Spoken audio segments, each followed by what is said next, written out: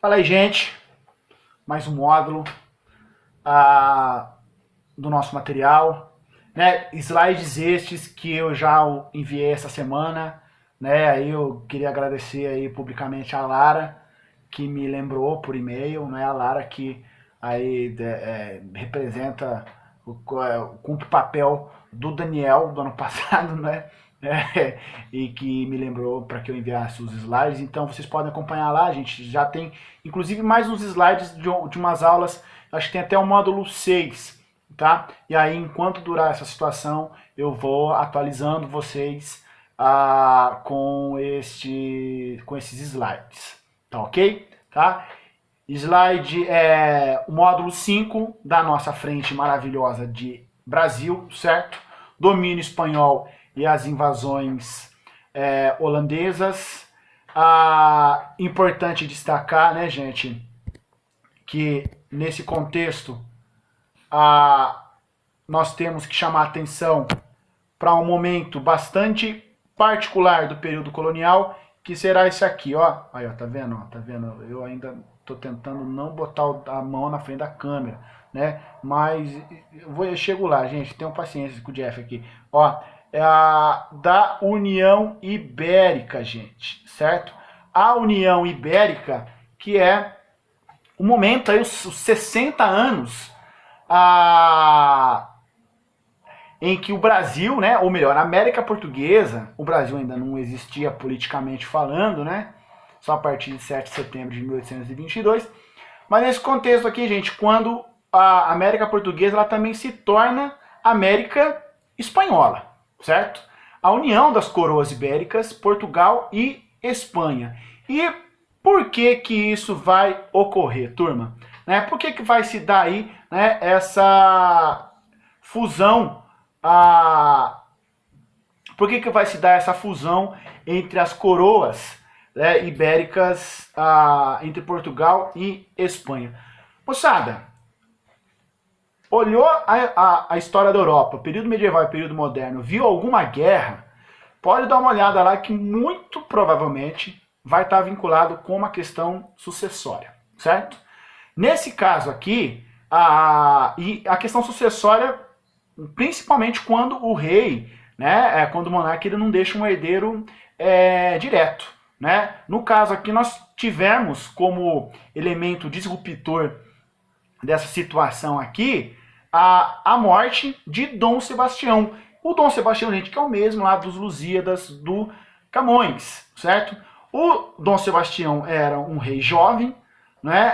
E ele termina por falecer na morte ele morre na Batalha de Alcácer Quibir, ali no norte da África, gente, né? O Dom Sebastião, ele foi para lá combater os mouros, né? Os mouros, os sarracenos, os islâmicos, ainda levando consigo muito daquele espírito cruzadístico, não é mesmo? Então, então imaginem só, né, gente, você que já é um rei, você que já é uma rainha, né, no âmbito simbólico, você acha mesmo que se você fosse rainha ou rei, gente, porque a monarquia, pessoal, ela é boa para quem? Ela é boa para o rei, gente, né? Então você vai combater? Não, né? Deixa que as pessoas combatam por você, mas Dom Sebastião não, ele não quis ser, né, o deleite e a maravilha da sua monarquia, do seu reinado, ele foi para combater lá na África e ó, sentou, certo?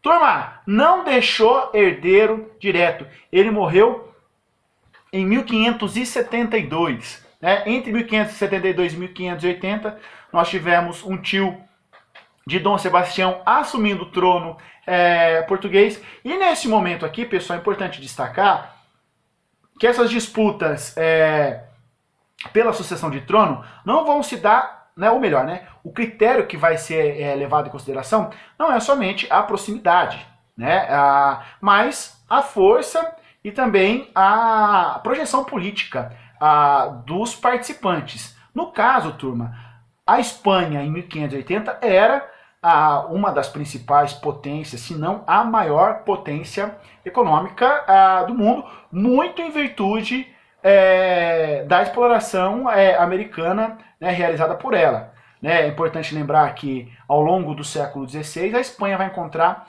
ouro e principalmente muita prata aqui na América, não é? Vai invadir os territórios astecas, o território asteca, maia e também o Inca. O enriquecimento espanhol vai saltar aos olhos muito em virtude da exploração de metais preciosos nesse contexto, né? Então, sendo Felipe II primo de Dom Sebastião, na verdade, né, gente, as famílias reais europeias, elas são, nesse contexto, elas eram quase todas aparentadas, né? Porque um casava, o primo de um casava com a prima do outro, casava com o filho de um, com a irmã do... Então, havia, né, a construção de laços familiares entre essas famílias reais. E no caso, Felipe II termina então, né, por reivindicar o trono português para si, certo? E aqui, gente, é importante a gente lembrar de uma questão chamada hegemonia, certo? Ao longo da história, a gente vai observar o seguinte, que os povos que dominaram, né, que terminaram por impor o seu poder de dominação a outros povos, eles não vão realizar essa dominação somente através da força, gente. Hegemonia você também constrói com diplomacia, você também vai construir, você vai também estabelecer isso com alianças. No caso, como é que vai ficar, por exemplo, a nobreza portuguesa e o clero português, né? Felipe II vai conceder autonomia a esses indivíduos. E essa questão da hegemonia ela vai ser importantíssima para a gente entender, por exemplo, o sucesso das invasões holandesas aqui na América Portuguesa, certo? Então, não há muito difícil um povo, né, dominar o outro sem a construção de alianças entre o povo que dominou e o povo que foi dominado, principalmente entre as elites desses povos. Perfeito? Fica a dica aí. Vamos continuando então. O problema aqui, turma, né? Beleza. Os espanhóis, no caso, Felipe, entrou em acordo com a nobreza portuguesa. O problema, moçada, é que espanhóis e holandeses estavam, né, numa situação de conflito. E aqui a gente tem que levar em consideração o que estava acontecendo na Europa no momento. O século XVI é o século da Reforma Protestante, né? Então nós tínhamos conflitos. A Holanda, ela era um território protestante, ao passo que a Espanha ela era um território católico.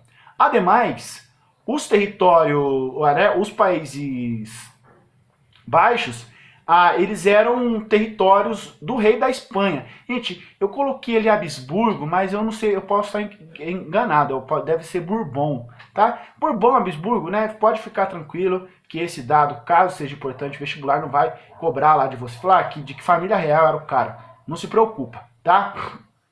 Mais importante destacar aqui é que Espanha e Holanda, por motivos religiosos e também por disputa de territórios, eles estavam, né, numa situação de disputa no século XVI, certo? Aí você pode pensar e falar, tá bom, Jeff, beleza. Mas e Portugal? O que Portugal tem a ver com isso? Gente, Portugal produzia o açúcar, certo? A Holanda vai comercializar o açúcar português. Então, Portugal e Holanda eram parceiros na atividade da produção açucareira, certo? E a Holanda ela vai desempenhar um papel fundamental na distribuição desse produto na Europa, perfeito? Então, vejam, se a Holanda, ou melhor, se a Espanha ela tem problemas com a Holanda, se a Espanha é inimiga da Holanda, e agora Portugal está submetida à Holanda, o que vai acontecer? Aqui que eu coloco, né, no finzinho do slide, a gente vai ter uma situação onde Portugal também será inimiga da Holanda. Se Portugal agora é Espanha, e se a Espanha tem problemas com a Holanda, logo a Holanda terá problema com Portugal, perfeito? E aí, moçada, é importante destacar que a Holanda ela vai, de certa forma, observar nisso uma oportunidade, né? Pensando da seguinte forma, veja, se eu já controlo o comércio do açúcar, por que também não controlar a sua produção, certo? Ademais, por que também não controlar o fornecimento de mão de obra para a atividade açucareira, que também dá muito dinheiro, certo? Então a Holanda percebeu nesse aspecto, percebeu nessa situação, né, onde o outrora parceiro Portugal se torna um elemento hostil, né, aos holandeses, porque agora, por que não aproveitar essa situação, essa possibilidade de controlar também a produção e o comércio de escravos? As invasões holandesas ao Nordeste, elas serão motivadas principalmente por isso, certo? E aqui, vamos passar para o próximo slide, que fica mais claro.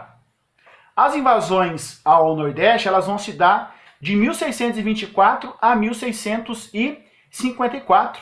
Nesse contexto de reação à União Ibérica, né, aí de conflito entre espanhóis e holandeses, e também, né, a observação por parte dos holandeses em controlar a produção do açúcar e também do tráfico negreiro, que era uma atividade extremamente rentável e lucrativa, como vista, né, no módulo anterior, certo?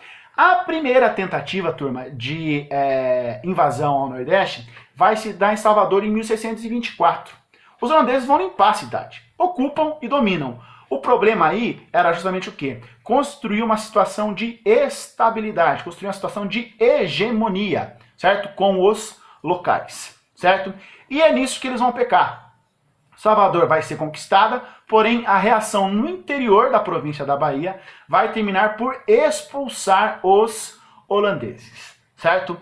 Moçada, esse erro, esse equívoco dos holandeses no primeiro momento da invasão de Salvador vai tentar ser remediado, né, na próxima situação de invasão que vai se dar lá a partir de 1630 em Pernambuco, né? Essa segunda tentativa, essa sim exitosa, Pernambuco, aliás, a região de Pernambuco, né, também pegando ali o atual território das Alagoas, né? Alagoas? É isso. Pegando ali também a região, principalmente a zona da mata nordestina, que era a principal região produtora de açúcar da colônia, né? Era o coração pulsante da União Ibérica do ponto de vista do comércio açucareiro. Então os holandeses vão justamente tentar abocanhar essa região e também o fornecimento de escravos a partir da África, não é mesmo? Então o que a gente vai observar? Ao passo em que nós temos a ocupação do Nordeste pelos holandeses, a gente também vai ter a ocupação dos mercados fornecedores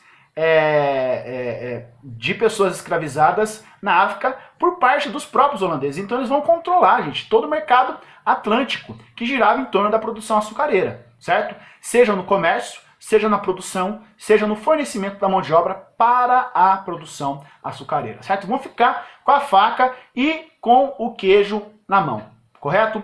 O que a gente vai observar a partir desse momento, gente? Que os holandeses eles vão canalizar todo o tráfico negreiro para o Nordeste, certo? E o restante da colônia, como é que vai ficar? Pois é, turma, vai começar a faltar mão de obra escrava no restante da colônia. E qual vai ser a alternativa buscada nesse contexto? Ora, escravização dos indígenas.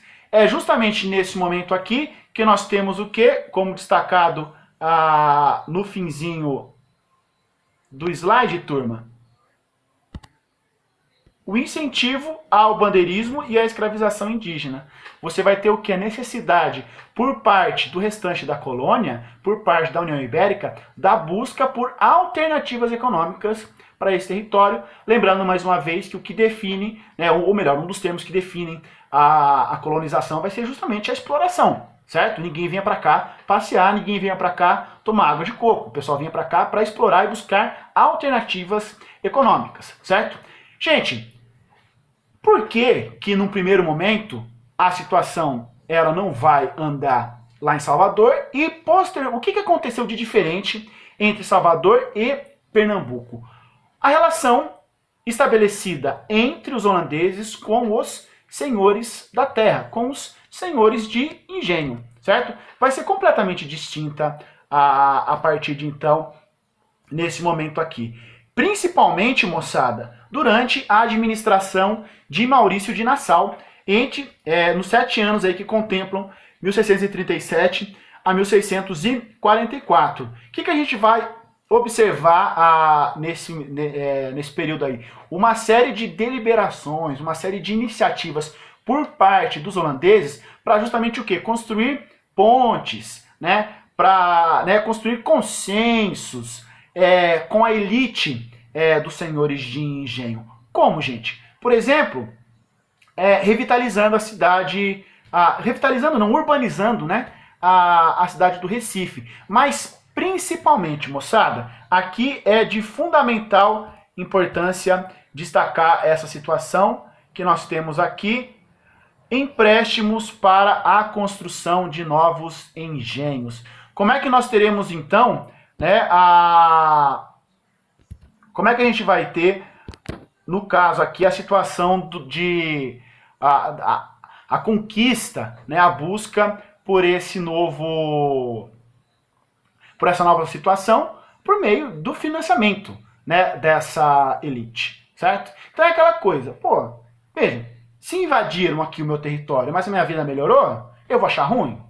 Mais ou menos a situação estava se passando dessa forma, certo? Como eu coloquei ali, gente, construção da hegemonia holandesa na região, certo? Vai ser o apogeu da ocupação holandesa no Nordeste. A gente também, além desses empréstimos para a construção, a gente vai observar o que, turma? O financiamento das artes e das ciências. É importante lembrar que a Holanda ela foi um dos berços do renascimento cultural e científico na Europa, não é mesmo? Então a gente vai observar o que? Havendo financiamento, né, por parte da Companhia das Índias Ocidentais, né, a qual administrava Maurício de Nassau, de artistas, naturalistas, cientistas, que farão um trabalho fundamental de catalogação da fauna e da flora, colonial. Perfeito? A gente vai ter, por exemplo, como foi colocado, né, essa ponte aqui, gente, ponte Maurício de Nassau, que liga, né, ao bairro do Recife Antigo, lá na cidade do Recife. Essa ponte aí, gente, do jeito que ela é do começo do século XX, certo? Porém, essa posição, né, a situação a qual ela se encontra, ela vai ser a primeira ponte construída aqui na Portuguesa, né? Então, para a gente ter a dimensão do tamanho dessa iniciativa, construir uma ponte é uma atividade de engenharia que demanda certa complexidade, né? Ainda mais num contexto como vivido no século XVII, não é mesmo? E a gente vai ter... Pessoal, o material de vocês, ele trabalha a questão da liberdade religiosa. Liberdade religiosa, o que você entende por liberdade religiosa? Que todas as religiões têm o total direito de livre manifestação, perfeito? Nesse caso aqui a gente vai ter a liberdade do culto protestante e também ao culto judeu em Recife, né? Muitas igrejas que você, porventura, se alguém que já foi lá no Recife e tenha avistado alguma igreja, pode observar que muitas igrejas desse período e muitos santos estão sem cabeça, né? Quem que decepava os santos, gente? Eram justamente os protestantes. Então, que liberdade religiosa é essa, né, onde os santos de outra religião, né, têm aí as suas formas, as suas estátuas, né, são expostos com a cabeça arrancada, né? Então, a gente teve liberdade de culto protestante e judeu, né, e um combate ao culto católico, porque o culto católico ele representava, né, a exposição da União Ibérica e da Espanha, então inimiga. Observem aqui, gente, na imagem de baixo, ó, sinagoga Carral Zur Israel, né? Ela vai ser o primeiro templo judaico que a gente vai ter em todo o continente americano, né? Houve toda uma reconstrução, um trabalho muito bacana de arqueologia ao longo dos anos 90, né, para a reconstrução desse espaço.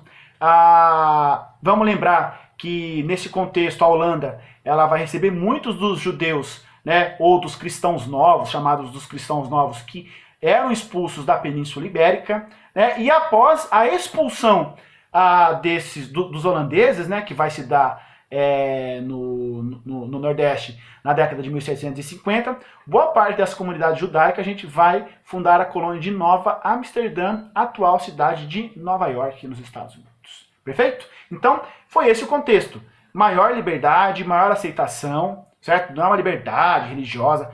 Gente, o tema liberdade, né, ele vai passar a ser colocado de forma mais flagrante só no século XVIII com o Iluminismo, certo? Aqui ainda essa ideia ela não tomava a compreensão que ela possui a partir do século XVIII, perfeito? Com o Iluminismo. E também a questão das artes, das ciências e do progresso econômico e o financiamento da construção desses novos engenhos. Isso vai ser de fundamental importância, gente, para que os holandeses conseguissem, né, obtivessem o apoio dessa elite de senhores de engenho que permaneceram, né, ali naquela região produtora de açúcar. Tudo bem? Qualquer dúvida, a gente me chama lá no Zap, dá uma pausada aí e me chama lá. Firmeza? Tocando, vamos lá. Vamos para o último slide, que é justamente para a gente trabalhar o contexto de expulsão e o fim da União Ibérica e expulsão dos holandeses do Nordeste, gente. É importante destacar que a partir de 1740 nós temos uma restauração do trono português, certo? Quem é que vai ocupar esse trono a partir desse momento, gente? A dinastia, né, a família de Bragança, a mesma dinastia de Dom João VI e de Dom Pedro, perfeito? Bem, ao restaurar a monarquia portuguesa, era necessário o quê? A partir desse momento, então, a União Ibérica tem um fim, não há mais, né, essa fusão das coroas de Portugal e Espanha. E bem, nesse contexto, moçada, o que é necessário? Vamos lembrar mais uma vez qual a natureza da colonização: explorar, certo?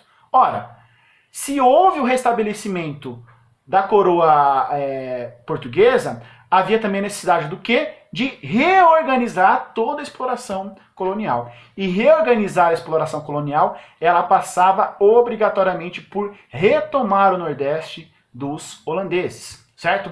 Atrelado a isso, vejam, gente, ó, eu coloco aqui, né,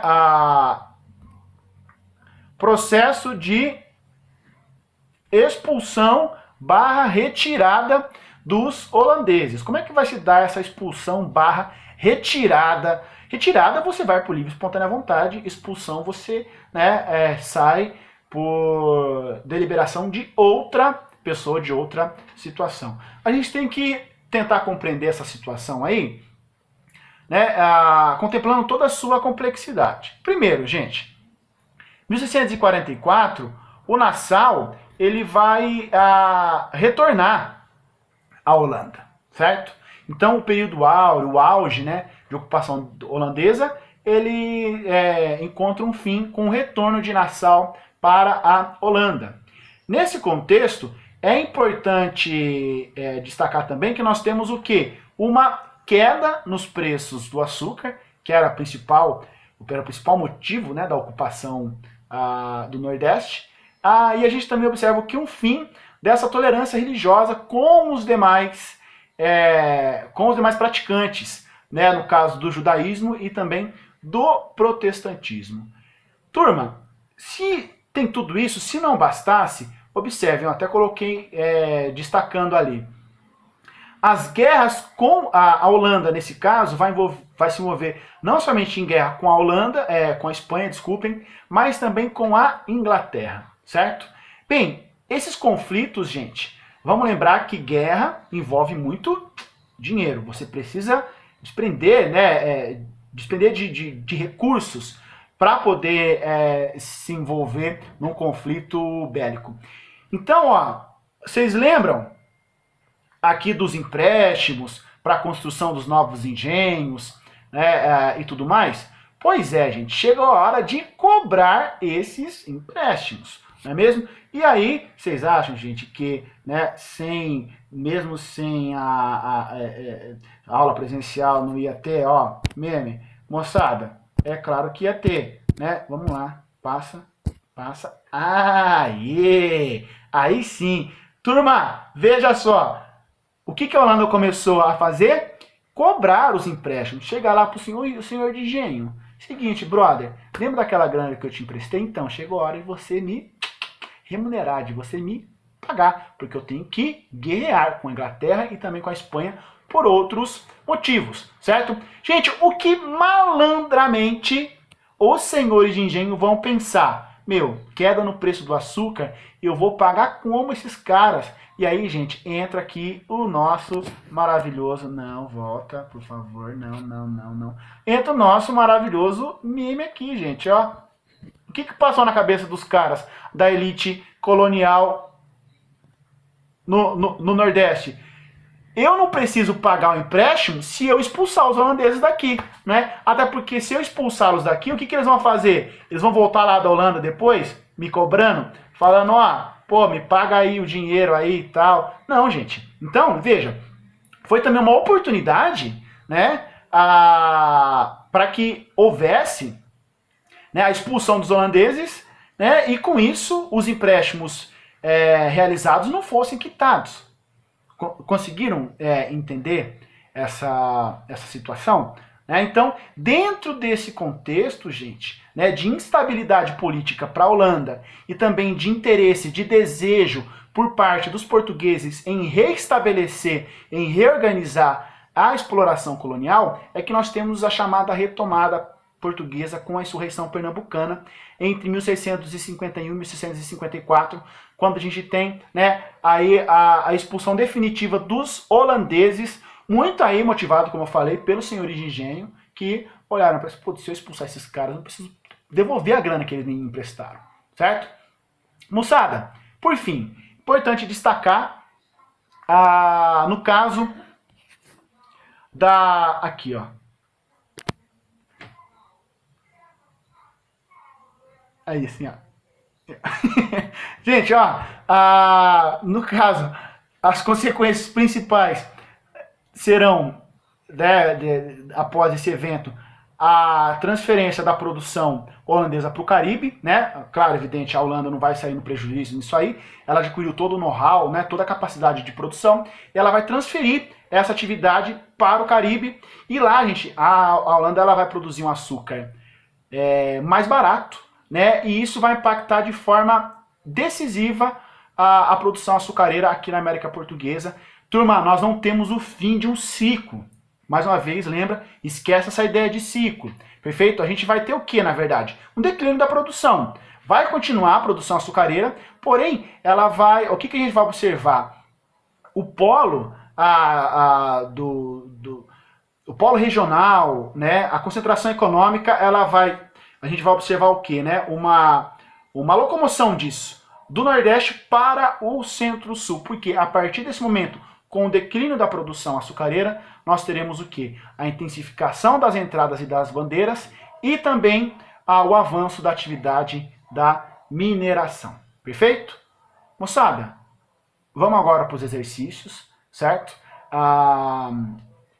Também com as dúvidas e as questões que ficaram, por favor, né? Encham aí a nossa conversa e eu estou à disposição de vocês, perfeito? Um beijão a todas e todos. É nóis.